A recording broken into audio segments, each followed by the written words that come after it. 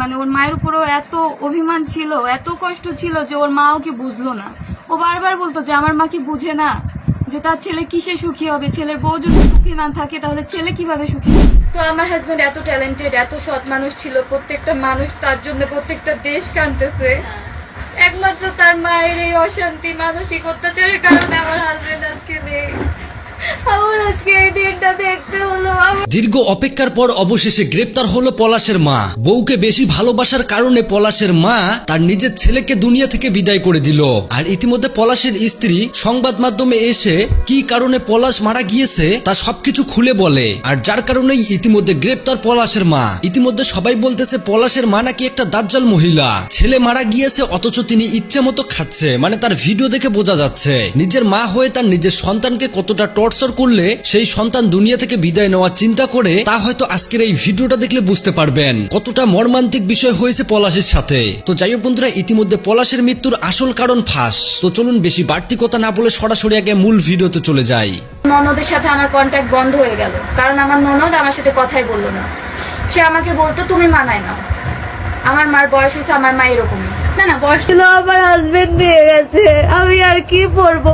ওগুলোই তো আমার অলংকার ছিল, ওগুলোই তো আমার অলংকার ছিল। আমার আর কি লাগতো? আর তো কিচ্ছু লাগতো না। আমি একটু গয়না পরলে, কখনো যদি আমি ইমিটেশনেরও গয়না পরতাম, আমার শাশুড়ি আমার হাজবেন্ডকে খোঁচা মারতো, এই কিরে স্বর্ণ কই পাইলো? আমার হাজবেন্ড বলতো কি না এগুলো তো ইমিটেশন, ওর বিয়ের আগে ও বাবার বাড়ি থেকে নিয়ে আসছে ইমিটেশনের গয়না পরছে ও। আমার শাশুড়ি সহ্যই করতে পারতো না। আমি শুধু হাতে একটা শাখা আর আমার কপালে সিঁদুর থাকতো আর টিপ থাকতো আমার হাজবেন্ডের জন্য, যেটা পরতাম। আমি আর কখনো কিছু পরতাম না আমার শাশুড়ি মার কারণে। সে দেখতেই পারতো না। আমার হাজবেন্ড বলতো কি তোমাকে শাড়ি পরলে খুব সুন্দর লাগে।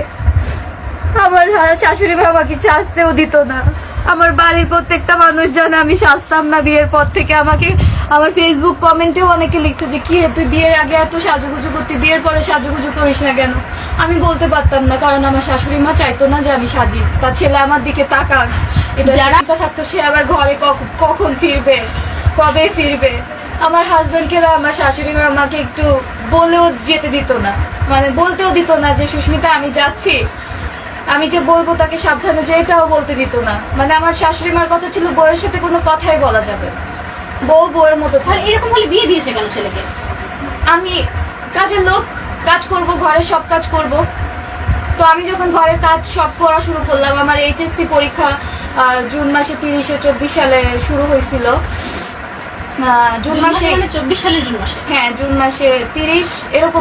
হ্যাঁ হ্যাঁ, ওই টাইমটায় আমার শাশুড়ি মার কাছে আমি বলছিলাম কি, মা আমার তো পরীক্ষা শুরু হয়েছে, আমার একটু পড়তে হবে।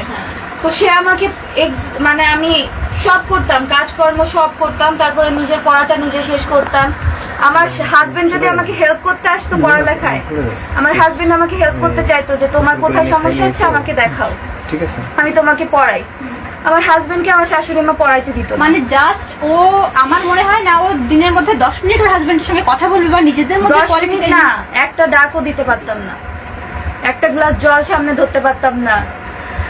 আমার পরীক্ষা চলতেছে, আমি পরীক্ষা দিতে যাব আগামীকালকে সকালে আমার পরীক্ষা। আমার শাশুড়ি মা সন্ধ্যার সময় আমাকে এক গাবলা শাক, তরকারি, মশলা, কাঁচামরিচ এক বাটি দিয়ে গেল, বললো যে এগুলো বেটে কুটে ধুয়ে জল ঝরিয়ে ফ্রিজে উঠায় রেখে যাও, আমি কালকে রান্না করবো। আমি কিছু বললাম না, আমার হাজবেন্ডের মুখের দিকে তাকায় দেখলাম আমার হাজবেন্ডও চুপ। সে তো বলতে পারতো, সে আমাকে কিন্তু প্রচন্ড ভালোবাসে। ভূমিকা তাকেই রাখতে হবে। এখানে মেয়েটা কি বলবে? তাহলে সে দোষী, অলরেডি দোষী এবং আরো দোষী হয়ে যায়, বাড়ির মেয়ে বউটারই দোষ হয়।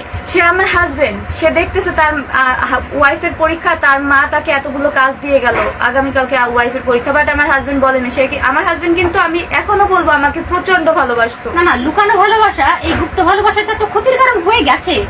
হয় ও সুইসাইড করতে হতে পারছে না, অলরেডি 2বার সুইসাইড করতে গেছিল।